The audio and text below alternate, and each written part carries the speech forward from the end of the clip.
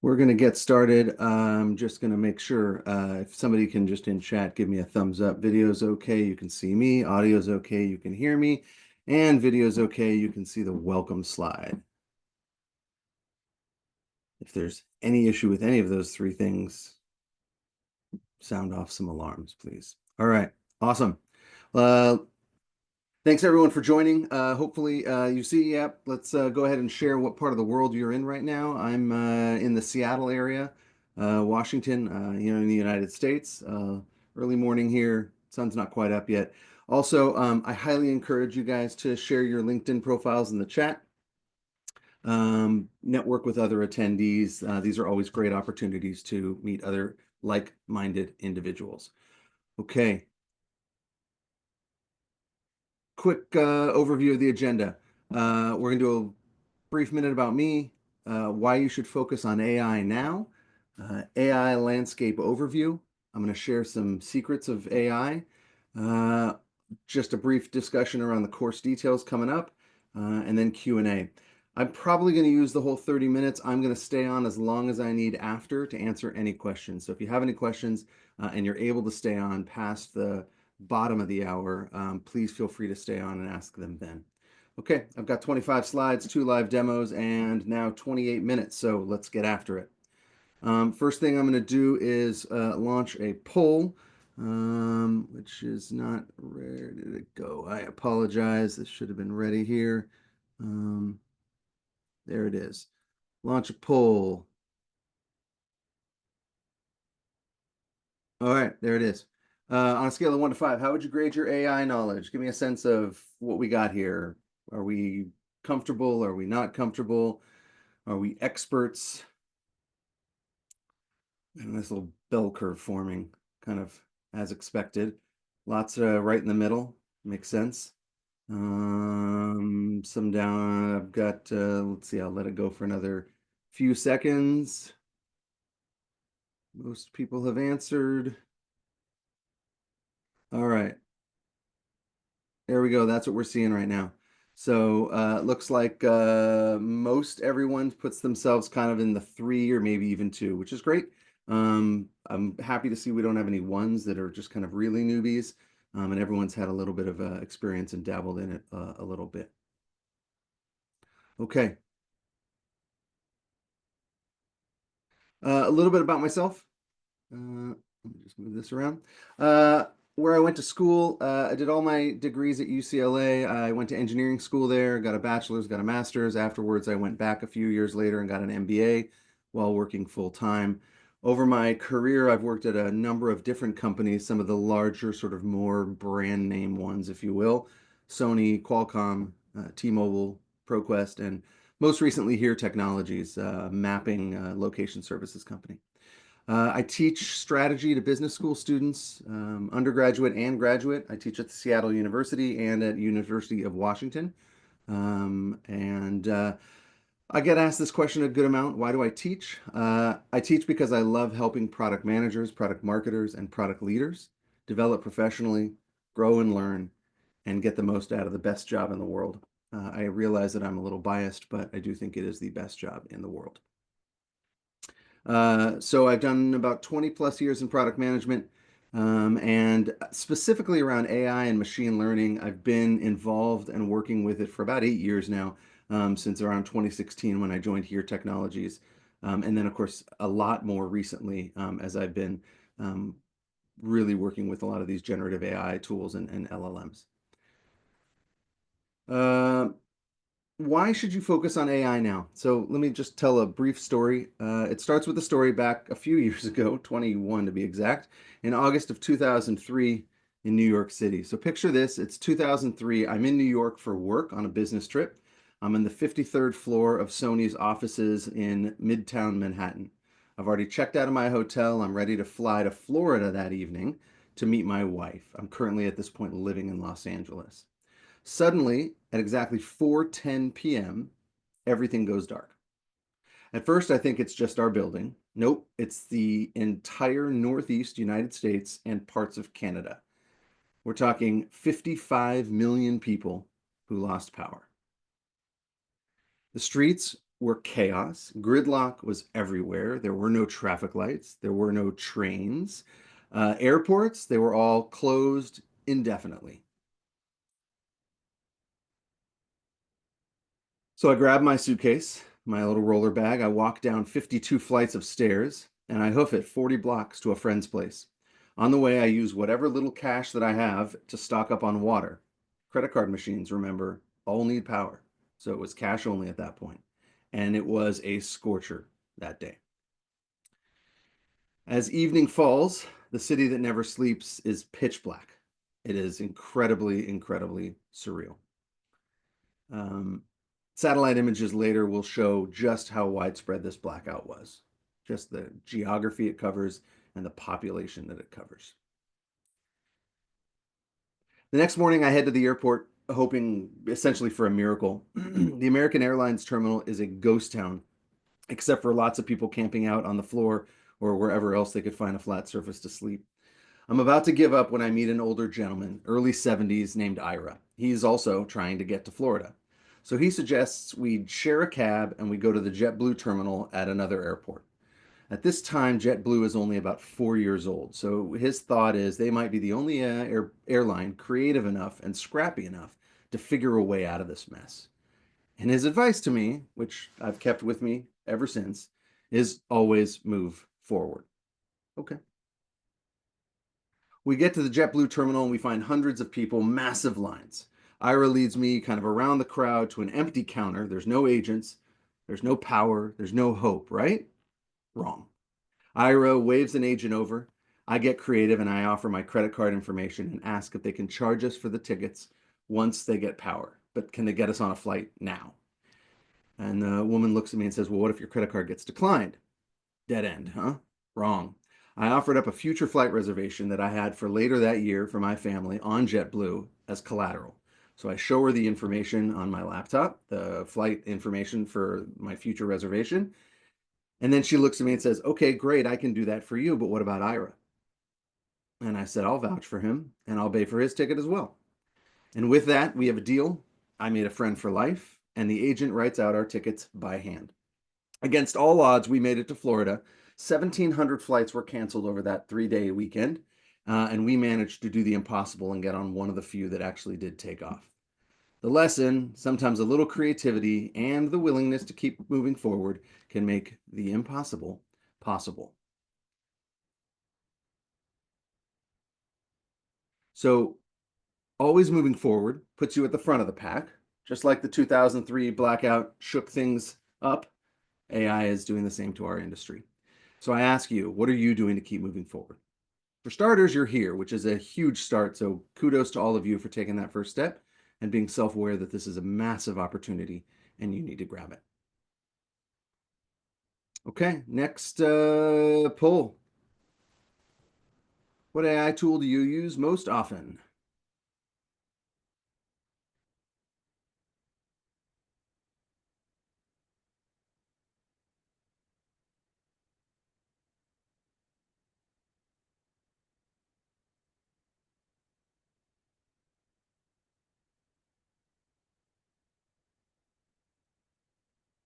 All right. We have a clear winner here. Most everyone's using ChatGPT. We have a few people near and dear to my heart that are using Claude. That's the one I primarily use. A couple of Gemini users and something else. Okay. Um, awesome. Oh, thanks. Something else is Cursor. Yeah, appreciate that. Thank you. Okay. So the most popular generative AI platforms today, right, the ones that make all the news, make all the press, get most of the usage, are these: ChatGPT, Perplexity, Claude, Gemini, and Copilot. And so that's kind of everything, right? Well, not even close. So let's just take a quick look at what AI for product managers and for product leaders might actually look like. So to start with, I'm just going to put out a very, very high level product life cycle, right? We conceive of an idea, we do some development work, we launch it, and then we come back and scale it, assuming that there's some success in the market. And so we've got already a number of different tools that are out there today that will help and serve in every one of these different phases of your life cycle. And this is just a few. There are more. And there's lots of different ways that we can use them, lots of different use cases for each of these tools, for each of these phases of our life cycle. Just as an example, right, we can do market analysis and trend forecasting. We can do writing of product requirements. We're going to do that in a minute. We can do real-time competitive analysis. We can do customer behavior analysis.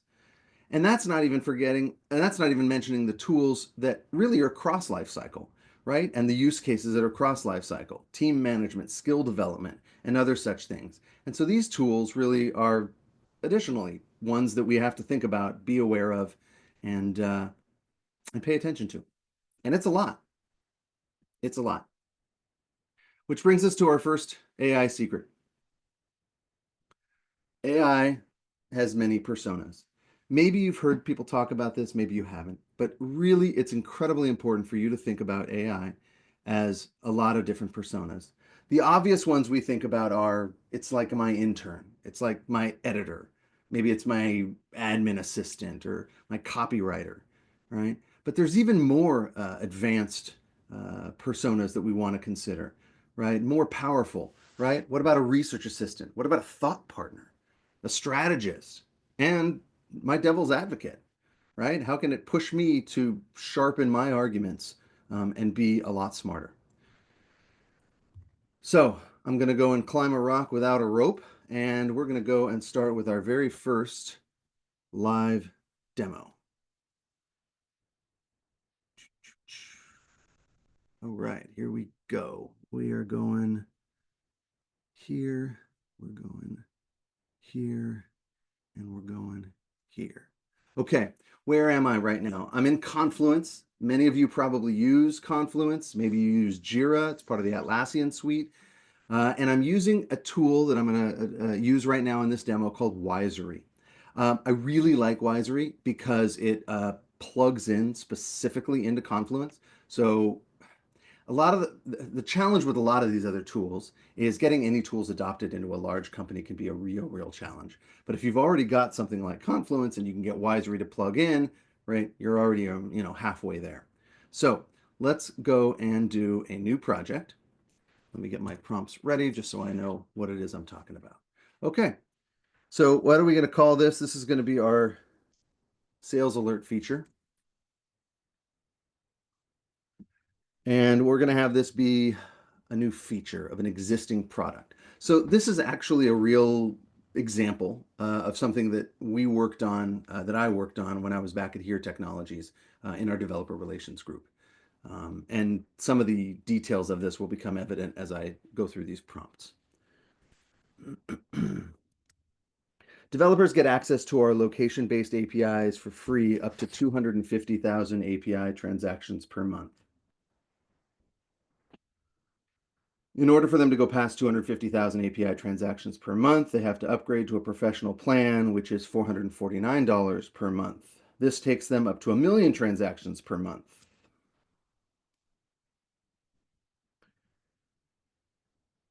In order to get past that, they have to talk to a salesperson and sign an enterprise agreement. The problem we are currently having is we are not getting early enough and actionable signals when customers are nearing the two thresholds, 250,000 API transactions and 1 million API transactions.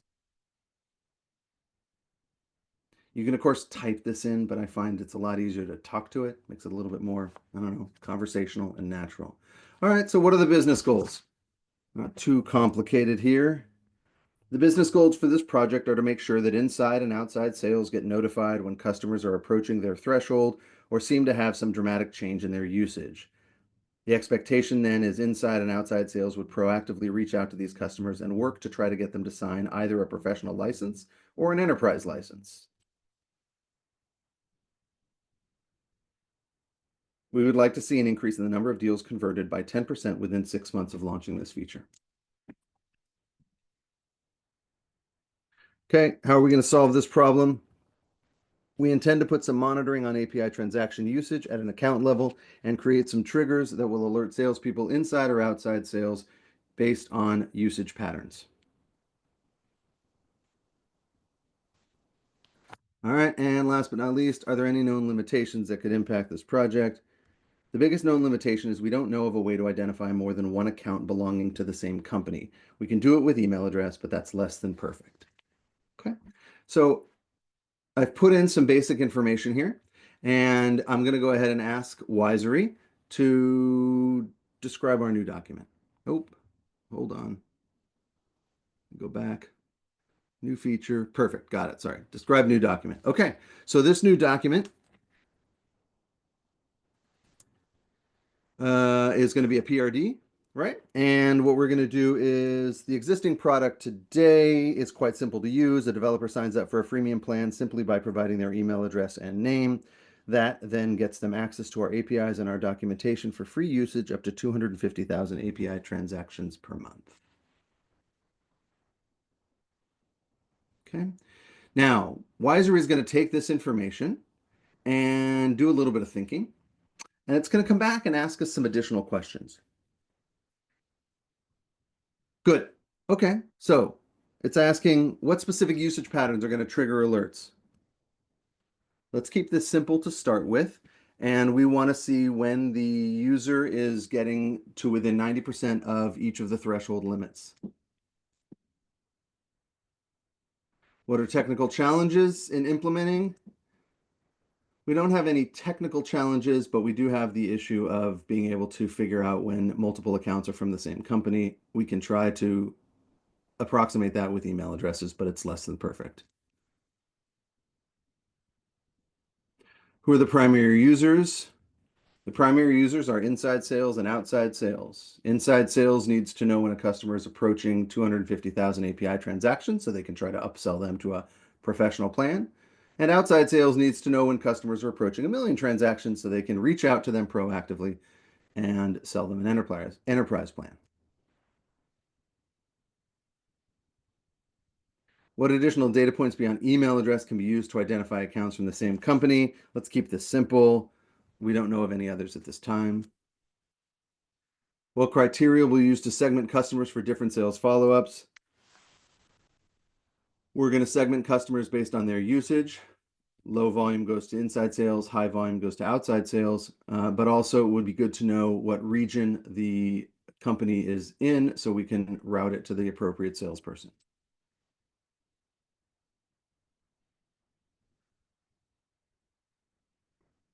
What metrics will be used to evaluate the success? Beyond deal conversions, we want to make sure that 95% of the alerts are received by salespeople in time before the company hits their limits. Are there any existing tools or systems it should integrate with? None at this time. Yeah, keeping it simple. So we go ahead and enter this, and now Wisery is going to go ahead and generate a PRD for us for this feature. We spent a few minutes, we talked or typed with it, gave it some basic understanding of what we're trying to do, and we wait, usually about 30 to 60 seconds, and it's going to come out with something here.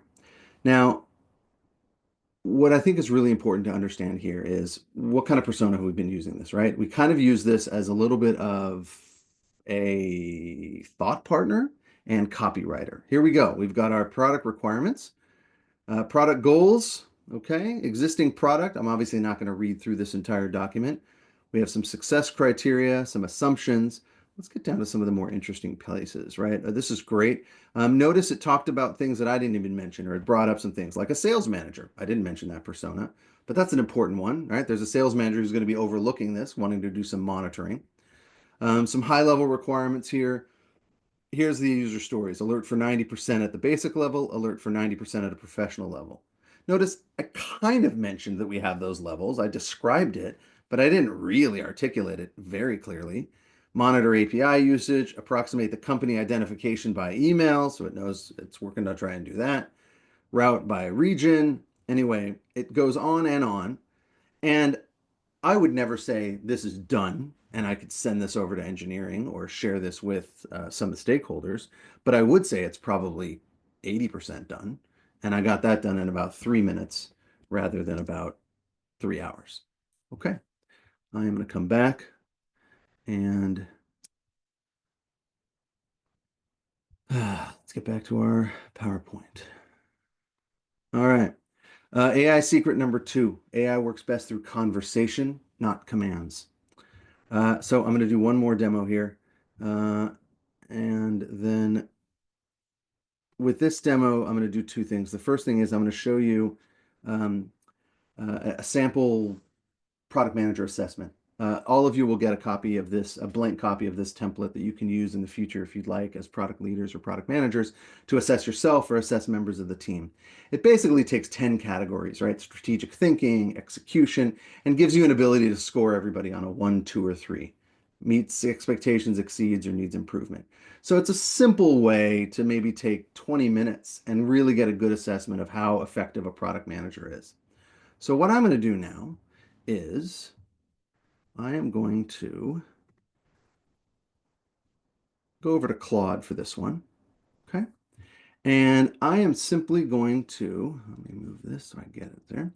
Uh, First, I'm going to do is I'm going to take that PDF of that product manager assessment for Jane Smith, and I'm just merely going to drop it here to add. So it's just been added to this chat. Okay. And let's go ahead and get Claude started with this. Attached is the year-end review for Jane Smith, a senior product manager on my team. Can you take a look at this and come up with a learning and development plan for her for next year? Please break it down by quarter with specific actions and outcomes, and please consider that I would like to get Jane promoted to a director level by the end of next year. Okay. I spent the time doing the evaluation, and then I spent 30 seconds writing a prompt. And very quickly, Claude starts to put together a quarter by quarter development plan. It identified that technical acumen and product architecture were some of her weaker areas. It also data analytics. So it said, okay, let's tackle this one in Q1, this one in Q2, and it goes on from there. Not only that does it talk about the plan, but it also gives key success metrics, tells me about some monthly check-ins, right? Additional resources needed, all of that. I don't love that it's got director in there just because, I can never promise anything. So let's see, is there anything else in here that looks weird or something I'm not entirely sure about? Nah, the quick look, it looks fine. So let's just correct that real quick. I don't love that it says director level promotion. I never like to promise a promotion to any of my team members. I would like this to say that this is for Jane's growth and development and keep any written commitments or promises or intentions of director promotion out of the document. Okay, so we'll do this. Claude's going to say, yep, that's a good call.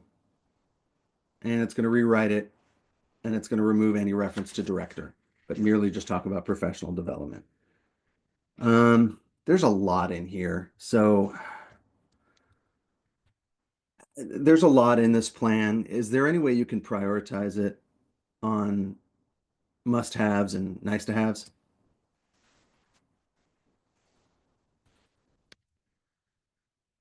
So what I'm trying to get across here in this very, very quick demo is this idea of conversation, right? We're chatting back and forth. I'm having it go back, do a revision, et cetera, et cetera. So now here we go. We have must-haves. Excellent. So Jane can focus primarily because she's got a day job as well, and there's a lot to do. Okay, good. Let's just do one or two more things, and then we'll get back to the rest of the presentation. Can you put together a template for tracking Jane's progress over the course of the year?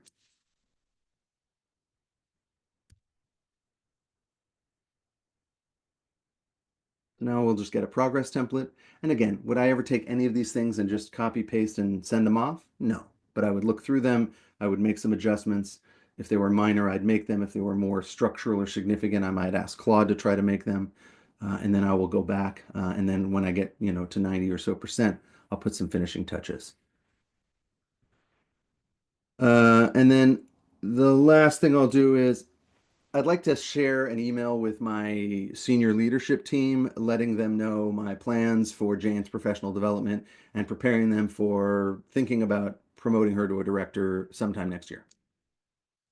All right, so let's finish this off and we're going to go ahead and send an email. I want to make sure my peers and my boss are aware of what I'm trying to do. So when it comes promotion time, there's no surprises. Here we go. puts together a nice email and talks about how we can do this. Okay, let's go back here. Awesome. All right. Hopefully that first demo showed you different personas. Hopefully this demo showed you where it's a conversation, not a command. Okay.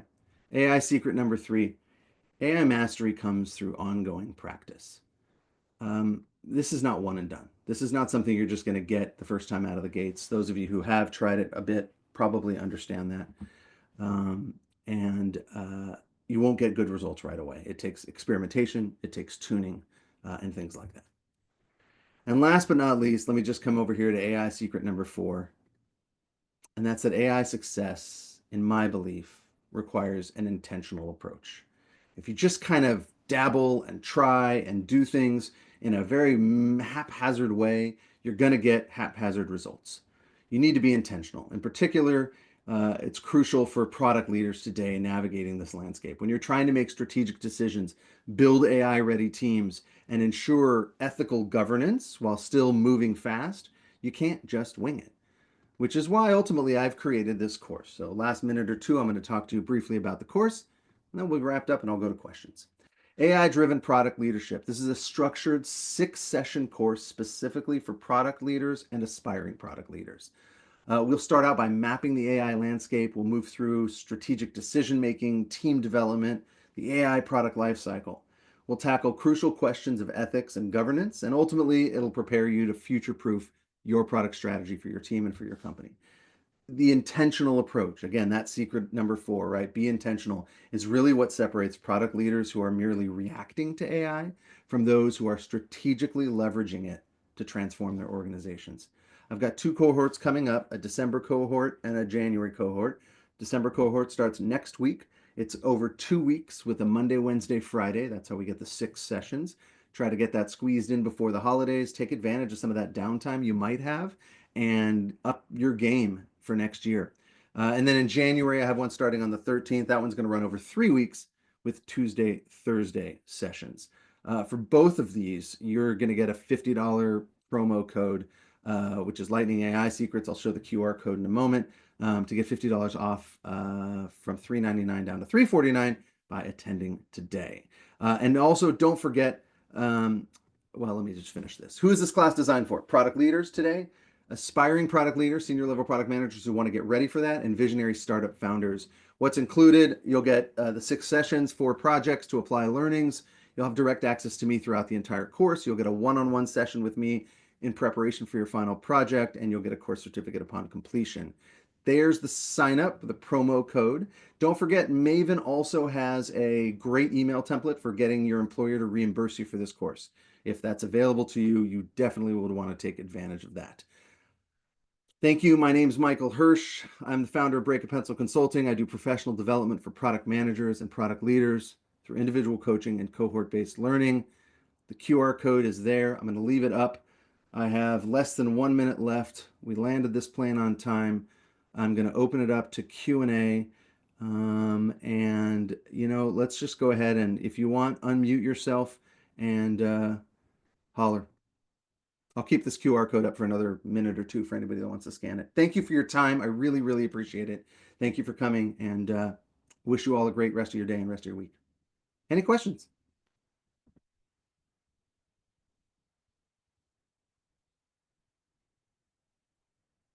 You can ask me about anything. You can ask me about the power failure. You can ask me about the class. You can ask me about AI. Somebody I saw, there was a question, I don't know if they're still on the line, about the voice prompting that I was doing. I use a tool called Better Dictation. Better Dictation. It's a fantastic tool. I learned about it actually not that long ago. And I think it's like $24 and you get it forever. It's not a monthly and it's great. So that's what I use. Michael, Yeah. I had a question that was popping up in the chat too, but have you gotten pushback from organizations from using AI? And do you have a specific way that you talk about it so that to generate less of that rejection? Yeah, that's a great question. Let me just stop. Good. Okay. Yeah. So Two answers to that. Oftentimes, the pushback very quickly disappears. Organizations are kind of very rapidly coming onto the fact that they have to figure this out or they're going to get left behind. In fact, in my last cohort, at the beginning of the course, somebody had their company was saying, "Well, no, no, no," and by the end of our 3 weeks, the company had already changed their position, not by anything that one of my students did, but just by timing. So the way I do it really is by pointing out that everybody else is, and you're going to get left behind. So the biggest concerns I've heard from most companies is around securing of their own proprietary content, their own proprietary data, and all of these tools have ways to manage that today, right? Where they will segregate, they will make sure they don't train on your data. By default, Claude won't train on anything you give it. So there's a lot of ways that these companies are trying to, I think, satisfy corporate concerns, so they can get quickly past that and get these companies using it. Thanks, Michael. And in terms of peers, maybe how to bring other peers along um, that may have not, gotten this kind of exposure as well, other than, of Um, course, pointing them to your course. Yeah, yeah, that's right. Send them to my course. No, look, I tell people the same things I just told all of you. You're not going to be dazzled by AI the very first time you use it. You might actually be kind of disappointed. It takes some work. It takes a little bit of training. It takes a little bit of, on your part, back and forth conversation. It's not a search engine. I type in something into Google, I get an answer, I'm done. Clearly, that's not the way these work. They're very much more conversational than they are command. And so, another way I show people, look at the power of what I can do, right? In a couple of minutes, I can create a PRD. In a couple of minutes, I can create a full learning plan for one of my employees. As a product leader, that is gold, in my opinion. As a product leader, you are measured by the strength of your team. Your product is your team, right? When you get promoted to be a director or senior director of product management, now you're managing product managers. That's your new product, is the team, not the product itself. And so, if I can do everything I can do to help get my team better, faster, stronger, more effective, more impactful, just makes me look better and makes all of them look better. So, the ability to use AI to help me with that is just an incredible superpower. Beautiful answer. Thank you for the insights, Michael. Thanks. Other questions?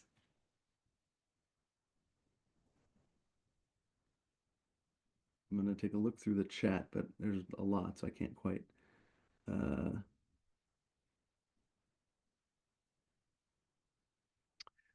yeah, how do you find new AI tools? I read a lot. A couple different AI newsletters that I get. I listen, I hear from people, I try things. Uh, that.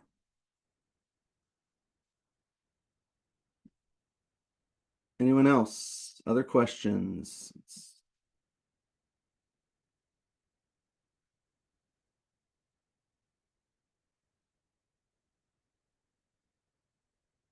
One of the things I'll comment on that I didn't say, I think, when I was doing the demo for the development plan, I didn't tell Claude anything about that form.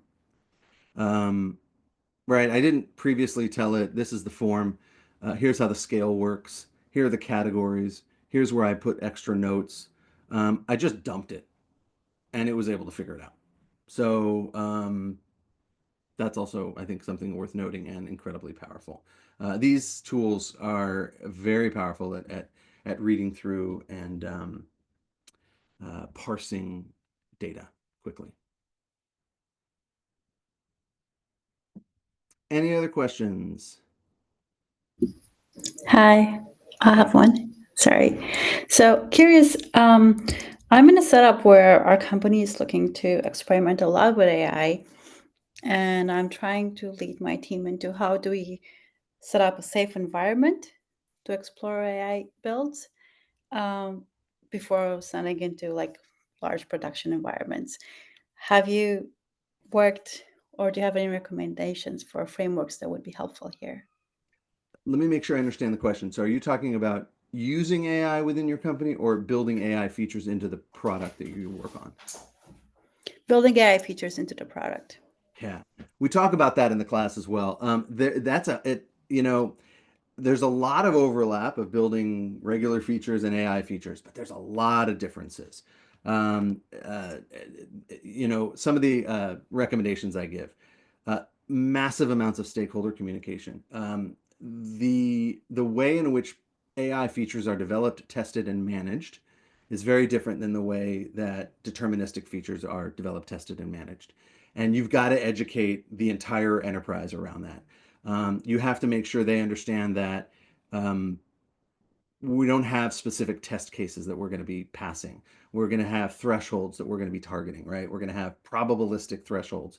Also, and this is a really important one, you've got to have an ongoing monitoring of that feature once you deploy it in the wild, because models will drift and will change. You may identify some biases and you may want to be doing some revising. So, where most companies think, great, we shipped that feature, we're done, that's not the case with AI features. So, there's a lot of stakeholder communication that's required.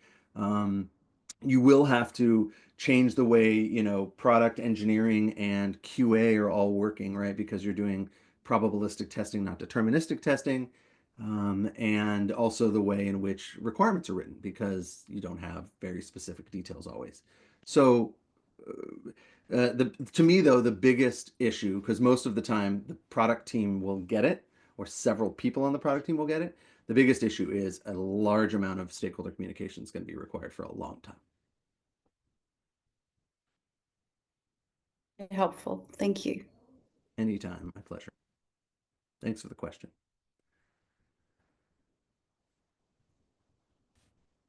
Other questions out there?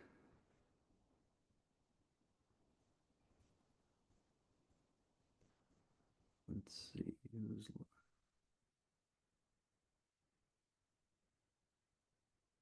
I Stick see around that. until, Sorry, as long as I see that people are there's a still around. Oh, in the yeah. chat, but also I had the same one, which is what wins for you? Claude, why does Claude win for you over ChatGPT or GPT-4? Yeah, awesome. Thanks. Um, right now, for me, I there's a couple things about Claude that I prefer over ChatGPT. Note, my love for Claude today could change tomorrow and next week, right? These things are constantly evolving. Today, however, I believe that Claude does writing in a much more natural way. It much more emulates my writing tone. I started When I started doing a lot of work, I started with ChatGPT and I started feeling like the writing was very formulaic and I could start almost to recognize that it was being AI generated. I didn't like that. So Claude, I like that. The second thing I love about Claude is it has a massive context window. So there's an idea in AI as you're going back and forth and having conversations, it's maintaining context. The context window in Claude is like 10x the size of most of these other tools. It's kind of one of their big differentiators. So I have really long conversations with Claude over, over weeks and months in some cases, right? But massively long discussions, and it still has an understanding of what's going on. So that's the other reason I like it. And I just find that it's also I find that it's critiques. Like it's a great thought partner, right? I'll say, hey, I have some ideas. What do you think? And it'll come back, and it's a really good like discussion partner for me. I think it's got great intelligence and it's not overly like, oh, everything you're saying is right and great. It will push back on me at times. So those are all the reasons kind of that I use it the most. I use ChatGPT and I use Perplexity also probably daily, but I definitely use Claude the most. Hey, Michael, a follow-up question on what you just shared. I'm wondering, have you compared the context with a Claude with a GPT-4o Canvas, which was just recently released, and it just kind of mirrors that same type of interaction where you have a discussion and you have a canvas on the right side. I personally have not compared it, so I don't have an opinion. Just wondered if you have. I have not. I have used it a little bit. The big deal when it first came out was it's got tremendous reasoning ability, and so I've dabbled with it a little bit, but I haven't put it, I think, to the level of testing that it deserves at this point just yet. I just haven't had a chance to. Got it. Thank you, and thank you for the presentation. Yeah, thanks for the question and for attending. Um,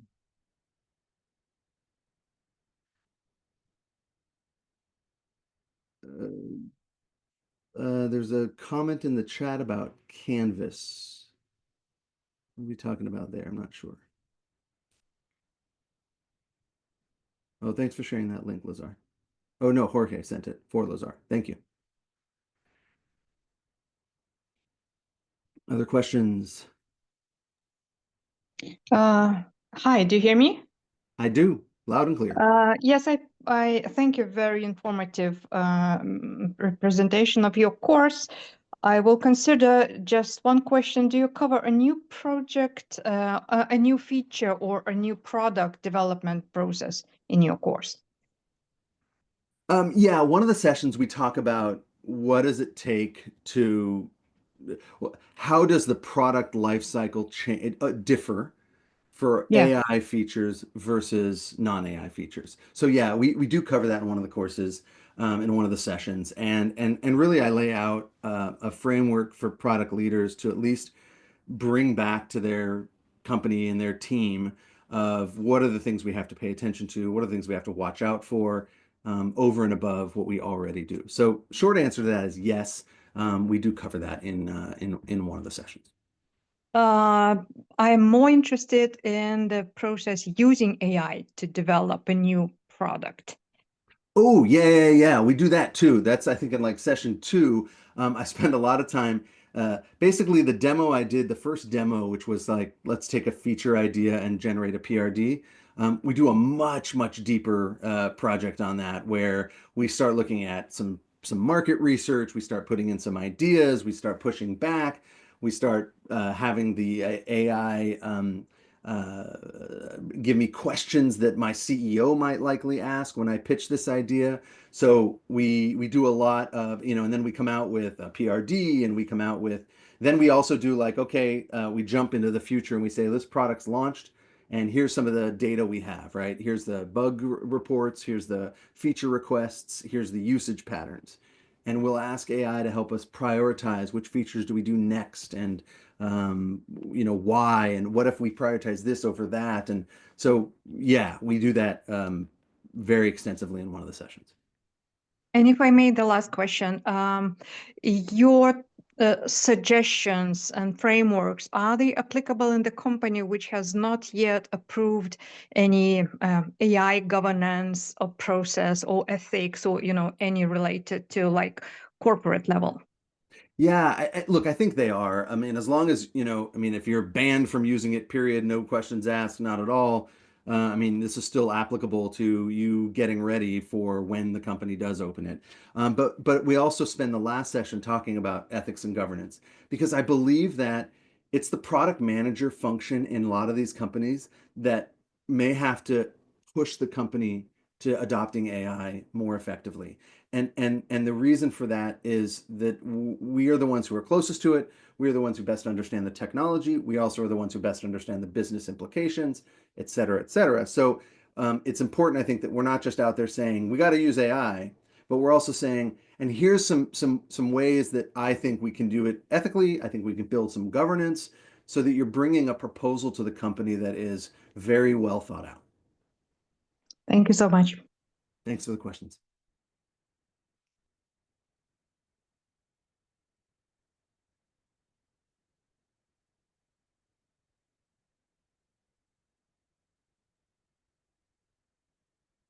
Oh, thanks, Oana. The specifics of the course. Yeah, if you have more questions about the course, if you have more questions about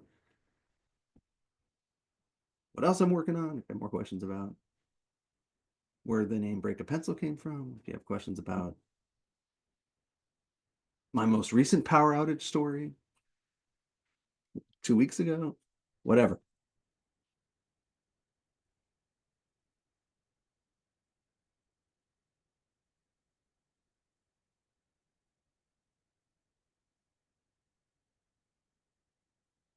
I hadn't done that. Where the name came from. Break a Pencil? Yeah. My dad had so if you've ever heard of the saying or familiar with the saying break a leg, which means good luck, and it came from the theater, like, on stage, Broadway, that kind of stuff. Break a leg. And so my dad, when I was growing up, whenever, I had a test coming up at school or that day, he's like, he wouldn't say break a leg because that just didn't make sense to him. He'd say break a pencil.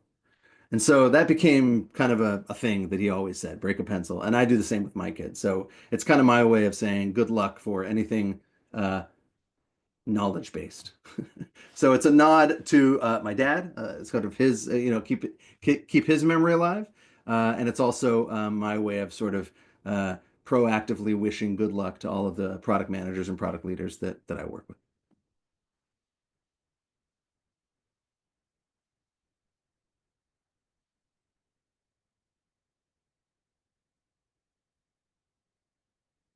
He had a lot of other funny sayings too. In fact, there's a blog post on my website, I think called Dadisms that I wrote a few years ago.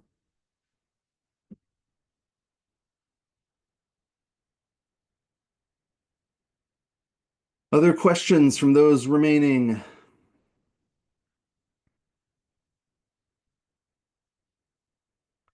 You'll get a recording of this. I'm also going to send an email out. You'll get the product management assessment template. I've also worked with Wisery to send over a discount code if it's something you want to bring into your organization or try out. There's already a free trial, but it's a discount code for, I think, the first 6 months after that. I'll send that all out over email.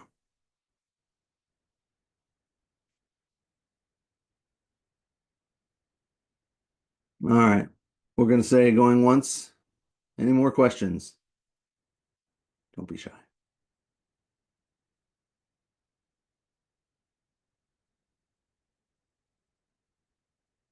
Okay. Everyone, thank you so much for your time. I appreciate it. Thanks for staying overtime. I appreciate that as well. Wish you all a good rest of your day. Good luck. And, break a pencil. Thank you.